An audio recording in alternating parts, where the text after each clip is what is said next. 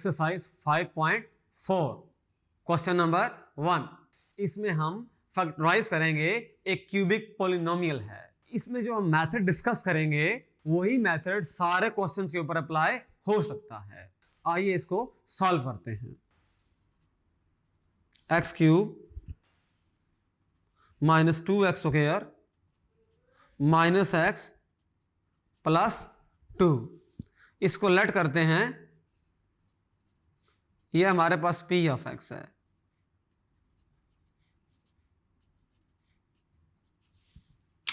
अच्छा, अब देखें इसके अंदर जो लास्ट वाला कांस्टेंट है वो 2 है।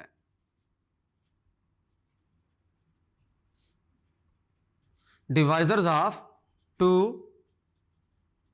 Are plus minus 1 and plus minus 2। ये हमारे पास डिवाइजर्स हैं। इस क्यूबिक पॉलिनोमियल के अंदर 2 जो था वो एक कांस्टेंट था, विदाउट वेरिएबल था। उसके डिवाइजर्स हैं plus minus 1 and plus minus है 2, तो ये 4 वैल्यूज बनती हैं, प्लस 1 माइनस 1 प्लस 2 माइनस 2। इनको हम 1 बाय 1 पुट करेंगे।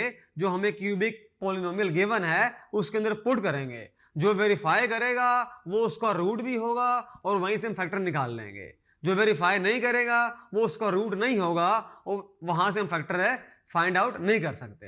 आइए इनको 1 बाय 1 सॉल्व करते हैं। पुट x इक्वल टू 1, इसका मतलब ये होगा कि p ऑफ 1 जो होगा 1 cube minus 2 into 1 square minus 1 plus 2, और यहां से p ऑफ 1 आ जाएगा 1 माइनस 2 माइनस 1 प्लस 2, ये कैंसिल हो गया। तो इसका मतलब ये हुआ कि p of 1 equal to 0। This implies x minus 1 is a factor. पहला फैक्टर हमने फाइंड कर लिया।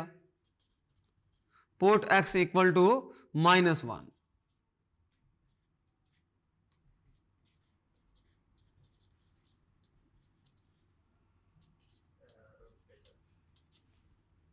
Put x equal to minus 1, p of minus 1 minus 1 cube minus 2 time of minus 1 square minus minus 1 plus 2।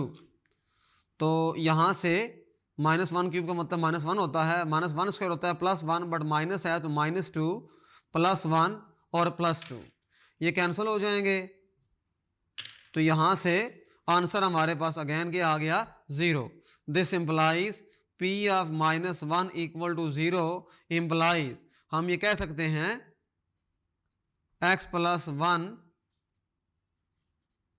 Is factor. अब हम put करेंगे, put x equal to 2, p of 2 2 cube 2 square minus 2 plus 2, 2 cube 8, 2 का square 4, 4 into 2 minus 8 minus 2 plus 2, ये cancel हो रहे हैं, 0 आ गया। This implies, इसका मतलब ये हुआ x minus 2 is a factor. So x cube minus 2x square minus x plus 2 is equal to, पहला जो फैक्टर मैंने निकाला हुआ है वो ये है, दूसरा जो फैक्टर है वो ये आ गया, तीसरा जो फैक्टर है वो ये है।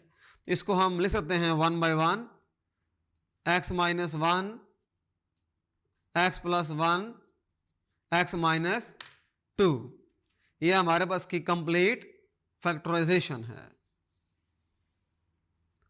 हमने डिवाइजर्स को 1 बाय 1 चेक किया।